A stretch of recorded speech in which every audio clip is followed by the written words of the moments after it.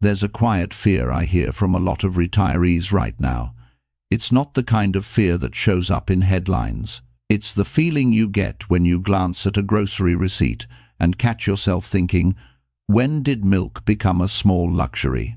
It's the way retirement can feel less like a destination and more like a careful balancing act. Keep what you've earned, still grow a little. Don't lose sleep, don't fall behind. I've felt that fear too. Not recently, a long time ago, and I learned to respect it. Fear can be a teacher if you let it speak softly. I'm an old investor. I've watched seasons of money most people just read about. I remember when inflation was a daily conversation and when interest rates could make your eyebrows rise without any coffee. I remember the dot-com giddiness, the housing euphoria, and the long grey quiet after 2008, when every decision felt heavier than it should. I've chased yield once or twice in my life and learned what every farmer learns when he plants out of season. The soil doesn't care about your urgency. Experience is a patient teacher. She keeps repeating the lesson until you stop arguing with her. As 2026 approaches, the noise gets louder. Some folks expect a recession, others expect a boom. People throw numbers like confetti. The truth is, I don't know what will happen next year. Neither do you. And that uncertainty is its own kind of weight when you're retired. You've crossed the finish line in one way, you've earned your nest egg, but now the real work starts. You're in charge of your own paycheck. Every decision feels final. One wrong move, and you fear the damage might be permanent. That fear is normal. Good people, smart people, people who never panicked at work, suddenly feel uneasy, because money in retirement is different math. The stakes feel closer to the bone. Most retirees I've known end up stuck in the same tug-of-war. On one side, they want safety. No more roller coasters. On the other side, they know the grocery bill and property taxes won't stop rising just because their nerves want them to. They see a high yield and feel tempted. They see stocks dip and feel sick. They want to do nothing, but they know that doing nothing sometimes lets inflation slowly steal more than a market drop ever could. I've seen this pattern repeat for 50 years. Luck helps the impatient sometimes. Patience helps the prepared always. I want to offer you a reframe before we talk tactics. It's the reframe that changes everything. In retirement, wealth isn't about beating the market. Wealth is about matching dependable money to predictable bills, and then letting time handle the rest. Safety is not the absence of volatility. Safety is having cash when your bill is due. Chasing returns you don't need is how people who've won the game keep playing until they lose. Having a steady check when your life demands it is how you stay retired. If you think in those terms, matching income to expenses, you stop trying to outsmart the world and start building your own quiet pension. Here's the simplest way I know to think about it. Picture your retirement as 5 buckets, each with a job. You don't need to know the future. You just need each bucket to do what it's designed to do. Some buckets help you sleep. Some help you keep up with prices. 1 or 2 help you grow so your future self still has options. Together, they form a fortress. Not a castle for showing off, just a solid, ugly fortress designed to hold fast in every season. If you do this right, you won't earn the highest return in the neighborhood, but you'll sleep better than anyone who's running hot. Now, the math. Let's do it gently, because the math here is not impressive, it's boring. And boring math is what makes people wealthy and keeps them wealthy. If you have, say, $1 million and you plan to withdraw around 4% a year, that's about $40,000 before taxes. Add Social Security, maybe you have a pension, maybe your mortgage is gone. The real question is not how to wring 8% from your portfolio. The real question is how to make sure the next 5 years of those withdrawals aren't at the mercy of the market's mood swings. If you protect the first 5 years of your spending, you give your growth assets time to be moody. You can let them sulk and recover without them pulling your sleep down with them. Here's another way to see it. Say you set aside money for the next 2 years of expenses in very safe, interest-paying places. That's your short-term buffer. You set the next 3 to 5 years in a ladder of safe bonds or CDs, so each year something matures to refill your paycheck. That's your mid-term stability. Then you hold a sleeve of assets that can outrun inflation over 10 or 20 years. That's your compounding. If inflation runs a little hot, your inflation-protected bucket moves up with it. If you live longer than you expect, and I hope you do, an income you can't outlive covers the basics. That's your dignity. This is not clever. It's just matching. And matching wins. Let me talk through the 5 safe investments I believe every retiree should at least consider before 2026. Not because the calendar changes anything magical, but because rates are offering options right now, and options are best used while they're on the table. I can't promise what rates will be next year. I can promise you that building a structure when you're calm is always better than improvising when you're scared. The first investment is the simplest and the most ignored when markets get loud. Short-term U.S. Treasury bills or a cash-like Treasury money market fund for your cash bucket. People dismiss cash until they need it, and then they pay any price to get it. Treasury bills are what I call sleep money. They aren't exciting. They don't excite me either. But they do something more important. They put you in a position where you never have to sell your stocks or longer bonds on a rainy day because you're short of cash. If you set aside, say, 6 to 24 months of living expenses in treasury bills that roll every month or two, the market can throw a tantrum and you just shrug. Your bills still get paid. The exact number of months depends on your nerves and other income sources. Social Security counts. A pension counts. But the point is to get deliberate. A lot of retirees keep their cash in a bank account out of habit. Comfort is fine, but remember that T-bills are issued by the very entity that issues the money you use to pay taxes. In a rough season, that matters. You can buy T-bills directly or through a fund that holds only treasuries. The yield moves with the tide of rates. Today it might be more, tomorrow less. Either way, it's cash that works. If inflation is, say, 3%, and your cash pays something near that, your money isn't napping. It's pacing with the cost of the grocery cart. Not perfectly, but close enough to prevent erosion for the short term. That's all the cash bucket needs to do. Hold the line now so other buckets can do their job later. The psychology of this first bucket is simple. Cash is a seatbelt. Nobody brags about their seatbelt, but the day you need it, it's the only thing you care about. So put your seatbelt on before the trip. Do it before 2026, not because I know what's ahead, but because I know that fear has a way of making people unbuckle at exactly the wrong time. Cash keeps you from making that mistake. The second investment is a conservative ladder of CDs and treasuries that covers the next 3 to 5 years of expected withdrawals. Think of it like planting rows of crops that will mature in order. A 1-year, a 2-year, a 3-year, a 4-year, and a 5-year. Each year, one matures and becomes your paycheck for the next 12 months. If rates remain attractive, you roll the ladder forward. If rates fall, it hurts less because only one rung matures each year and the rest keep paying the higher rates you locked in earlier. This solves a problem you don't see until you're retired. Reinvestment risk.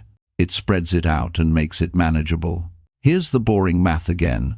If you expect to spend, say, $50,000 a year from your portfolio above Social Security, and your ladder pays an average of, for example, 4%, that's $2,000 in interest per $50,000 rung, plus your principal coming back on schedule.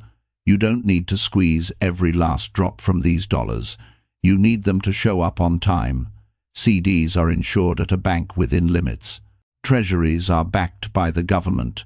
The key is not to get fancy. Keep it simple.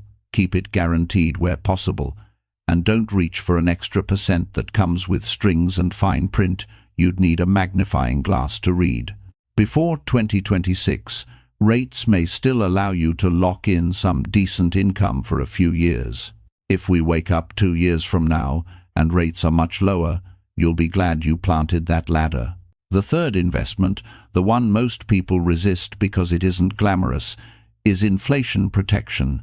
TIPS Treasury inflation-protected securities, or, in smaller amounts, I-bonds, if you're still eligible to buy them each year. Inflation doesn't show up with a siren. It's a quiet thief. It steals in the spaces between your groceries and your property tax bill. TIPS are designed to adjust with the Consumer Price Index. When prices rise, the principal you own rises with them, and the interest you earn is calculated on that higher principal. That means your money keeps a claim on today's purchasing power. If you own a TIPS fund, it'll wiggle as rates move. If you own a ladder of individual TIPS and hold them to maturity to match known expenses, the wiggles matter less because you care about the payment and the adjusted principal, not the daily price. Let's use a gentle example. Suppose you set aside a TIPS ladder to cover 6 years of property taxes and medical premiums. If inflation runs 3%, your TIPS principal adjusts a little each year, and when that bond matures, you're getting dollars that can still buy the same number of doctor visits. That's all this bucket is for. It's a shield. It doesn't remove inflation from your life, but it takes away the worst of the worry. If you like the simplicity of I-bonds, you can buy a limited amount each year, and they also adjust with inflation, though they have their own rules and holding periods. You don't need a PhD to use them. You need patience. You need to be okay with dull. Rich people aren't rich because they found excitement. They're rich because they learned to love dull. Now, people will say, but TIPS yields can be low. They feel like I'm not getting ahead. Remember the purpose. The job of this bucket is not to make you rich. It's to keep you from becoming poorer without noticing. It's the silent enemy you're fighting here.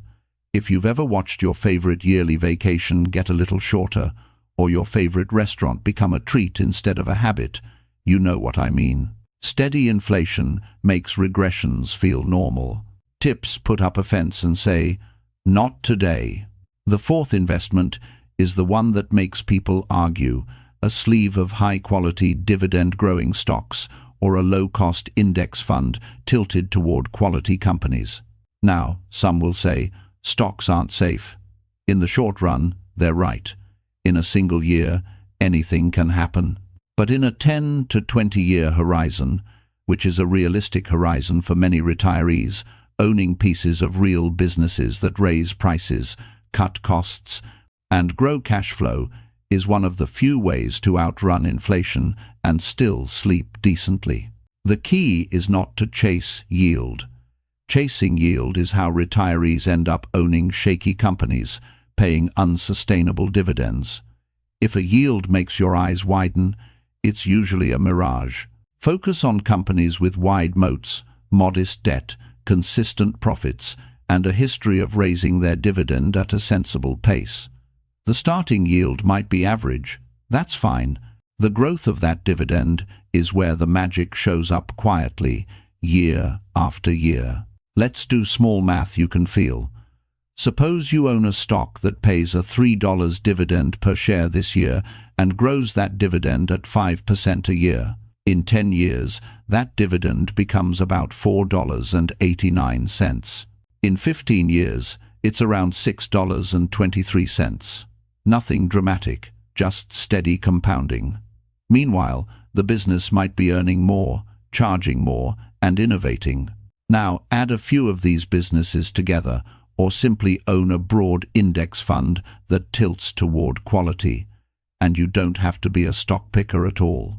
The dividend growth can give you a rising paycheck, and if you don't need to sell shares during downturns because your first two buckets are doing their job, you let the storm pass. Your dividends come in rain or shine. You've heard the saying, big money is made in the waiting. Dividends help you wait. How much of your portfolio goes here depends on your age, your nerves, and whether your essentials are covered by Social Security, pensions, or the fifth investment I'll talk about next.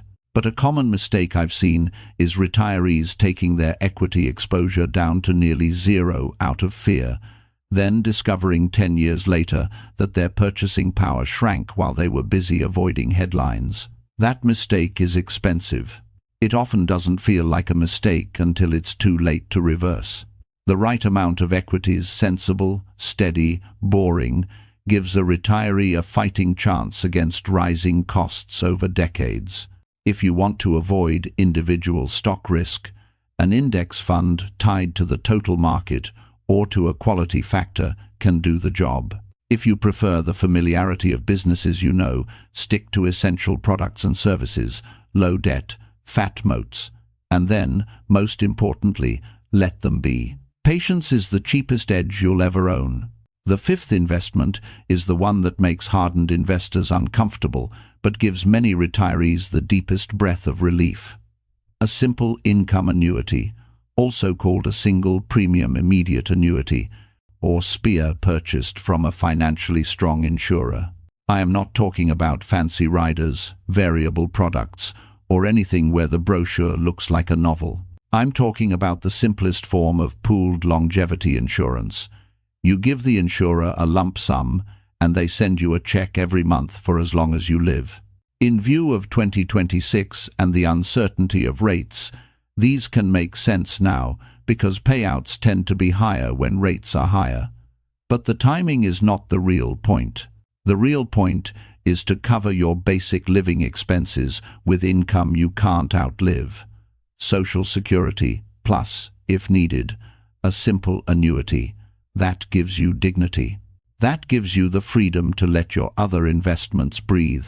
When you pool longevity risk through an annuity, you are essentially joining a quiet club. Some members won't live as long, and some will live longer. The long-lifers are subsidized by the short-lifers. It sounds cold on paper. In practice, it means you, as a single retiree, don't have to budget as if you'll live to 105 just to be safe. The check shows up. You can spend it on heat and food without mental math. The trick is to keep it simple, shop among insurers with strong ratings, and never put money into an annuity that you might need back in a lump. Don't annuitize your entire portfolio. Cover the basics. Keep cash and ladders for flexibility. Keep your equity sleeve for growth. If you're a couple, consider a joint life option. If you worry about leaving money to heirs, keep your growth sleeve and tips intact. Think of the annuity as the plumbing, not the paint. It's behind the walls, doing the unglamorous job of making the house livable. Now, you might say, this all sounds safe enough, but what if I put this in place and the world changes? The world always changes. That's the habit it can't break. Structures endure changes. They flex. That's what we're building here. A structure that gives you predictability where it matters and patience where it pays. Let me bring it back to behavior, because behavior is where most plans succeed or fail.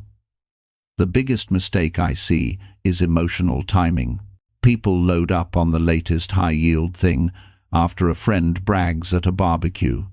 They move all to cash after a scary headline. They sell their best businesses because the price went down, and they keep their worst because they don't like admitting a mistake. All of these are human. None of them are required. You can sidestep them by making decisions now, quietly, while the storm is over the horizon, not when it's overhead. When it's overhead, you'll follow the crowd. When the horizon is clear, you can follow the math. So, let's walk through how these 5 buckets work together, not as a checklist, but as a way to live. Imagine your monthly necessities: housing, utilities, groceries, insurance, basic transportation, a small buffer for unexpected health costs. Total them up. If Social Security covers 70%, you have a 30% gap. Maybe that gap is $1,000 a month. A simple plain annuity might cover that $1,000. Now your essentials are covered by checks that don't care about the S&P 500's mood. Your anxiety drops several decibels. Then, you set aside 1 to 2 years of discretionary spending in T-bills or a treasury money market. That's your cash bucket. Vacations, gifts, hobbies. If the market frowns, you still go to the cabin or fix the porch because the money is already earmarked and waiting. Next, you build a 3 to 5 year ladder of treasuries and CDs for the expected withdrawals above those checks. This pays you on time every year. You let interest rates be what they are. If they're high now, you're glad. If they're lower later, your older rungs carry you through, and you can always shorten or lengthen the ladder as you wish. For inflation, you build a tips ladder for known rising costs, property taxes, maybe Medicare supplements, maybe the part of your budget tied closely to the CPI. That ladder adjusts without you doing anything, while everyone else is having a loud argument online about inflation and policy and forecasts. Your ladder just quietly grows where needed. Finally, you tuck away a sensible allocation to high-quality stocks or a broad index fund that gives you exposure to the long-term growth of the economy. You don't stare at it daily, you watch the dividends. Are they rising? Are the businesses still selling things people need? Are the fees low? That's plenty. You might wonder, what if rates fall in 2026? Then you'll be glad you planted ladders when the soil was rich. What if rates rise? Then your cash and maturing rungs will roll into better yields over time. What if stocks fall? Then you won't have to sell them at bad prices to fund your spending, because your first 2 buckets have you covered. What if inflation spikes again? That's what your tips are for. What if I live to 98? That's what the annuity is for. Notice the pattern. Every question becomes a solved problem. Not perfect, just solvable. People think investing is about being right. In retirement, it's more about not being forced. Don't be forced to sell what you want to keep. Don't be forced to change your lifestyle by a headline. Don't be forced to play games you don't understand. If you remove the must from your decisions, you've done more for your lifelong wealth than any clever trade could do. Let me tell you a story. In the late 1970s, I knew a man named Harold. He wasn't fancy. He'd been a machinist. He wore the same hat every time I saw him. He retired into inflation and high rates and a lot of scary talk. He wasn't trying to solve the economy. He just built himself a little pension. He had Social Security, a small annuity he bought when rates were high, a stack of CDs laddered like fence posts, and a box of stock certificates from companies that made things people used: soap, tools, electric service. He never looked rich. He was never rattled. He took 2 modest trips a year for 25 years, sent his granddaughter $20 inside a card every birthday, and died having outlived a dozen predictions. He won not because he guessed the future, but because he took what the world was offering and arranged it so that his needs were met and his wants were affordable. He built a quiet pension. He let time do the rest. We're heading into another season of predictions. It happens every election cycle, every policy shift, every rate change. You will be told to prepare for the unpreparable. Here's what I suggest you prepare instead. Prepare not to need the world to cooperate. If you can cover your basics with checks that arrive whether the market is smiling or not, if you can meet the next 5 years of obligations without caring about the next 5 days of headlines, if you can own a slice of the world's best businesses without constantly asking them to perform on your schedule, you will be okay. That word okay is underrated. Okay means you can enjoy your morning coffee again. It means the grandkids can visit and you aren't counting minutes like dollars. It means you can say yes to a dinner out without thinking about what the Dow did today. That's what money is for, not to impress, to live without fear. A few practical notes before we look out 10 years. If you're going to build ladders, keep an eye on simplicity. Don't chase odd savings products with little-known institutions for an extra 1%. Stay with FDIC-insured CDs within the limits. Treasury Direct or your brokerage can handle treasuries and tips. If you buy an annuity, consider quotes from multiple well-rated insurers and consider a joint life option if you have a spouse. Avoid complex bells and whistles unless you truly understand the cost.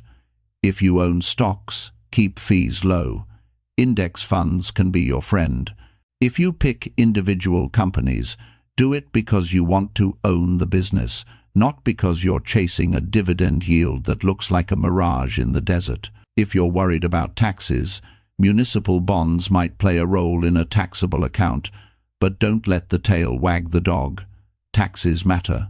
Sleep matters more. You don't need to get all of this perfect by January 1st. You need to move steadily, plant one row, then another. Your future self will thank you for any step that converts uncertainty into structure. If the word structure feels cold, try this. We're building rituals. You'll know what pays what, when. The check arrives, you pay the bill, you take a walk. That's a good life. Now close your eyes and look ahead 10 or 20 years. The calendar says 2036 or 2046. The world will be different, but your day won't be determined by it. You wake up and you make coffee. The house is quiet. Your Social Security hit the account on time. That simple annuity you hardly think about anymore covers the utilities, the property tax escrow, and the groceries. Your Treasury ladder matures this month, like it did last year and the year before, refilling what you need for the coming months. The tips you bought a decade ago matured and paid you a little more than you expected because prices climbed a little faster than you hoped. Your dividend checks are bigger than they used to be, not from a miracle, just from a steady 5% raise every year, the kind that's too boring to talk about but impossible to ignore. The market had 3 awful years in there somewhere. You remember them like we remember a bad winter. The snow piled up. You stayed inside and read more. You didn't sell the house to buy a tent. You waited. Your kids or grandkids come by on a Sunday. Nobody asks how the market is doing because your life isn't hanging on last week's answers.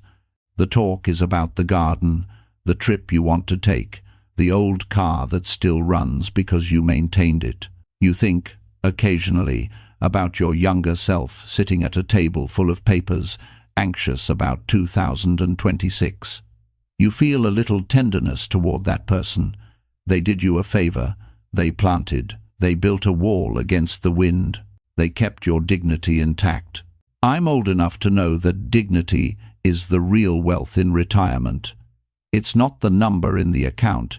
It's the freedom to be yourself with the people you love. Money is the tool that buys that freedom, nothing more. That's why safe investments matter, not to coddle fear, to make room for a life you don't want to postpone. Let me end with a few quiet truths. Patience is not passive, it's active restraint. Structure is not a prison, it's the set of rails that keep you from driving off a cliff when the fog rolls in. Math doesn't care about your feelings, that's a relief. When emotions are loud, let the math drive. The good decisions in retirement are modest. Take what's offered, don't stretch for what isn't, and give yourself more time than you think you need. If you do those things now, before the noise gets louder, you'll find that the world can be chaotic and your home can be calm at the same time. So, 5 safe investments for retirees to settle before 2026. A cash bucket in treasury bills or a treasury money market so you never sell in a panic. A CD and treasury ladder to turn the next 5 years into a schedule instead of a guess. Tips or I-bonds to guard the purchasing power of your essentials. A sleeve of high-quality dividend-growing stocks or a low-cost quality-tilted index fund to fight inflation over decades. And a simple, strong, no-frills income annuity to cover the basics for as long as you live. None of these will make a headline. All of them will let you look at your grocery receipt without flinching. If you want one more piece of calm advice, here it is. Don't wait for perfect certainty. It's not coming. Build your plan in pencil, review it yearly, adjust slowly. The people who lose in retirement are usually the ones trying to win loudly. The people who win are the ones content to let time and structure do the heavy lifting. If this way of thinking resonates with you, you can support the channel by liking the video and subscribing. No pressure. This channel is called Quiet Wealth for a reason. We're here for people who'd rather be steady than spectacular. Whether you act on this today or next month, I hope you remember the feeling of breathing easier when something is finally settled. That feeling is what we're after. Money can't promise happiness. It can lighten the load. And when the load is lighter, you'll find there's more room for everything else that actually matters. Time, health, a good book, a quiet walk, a hand to hold. It's a good life. Don't let the noise tell you otherwise. Build your buckets, trust your structure, and then go live it.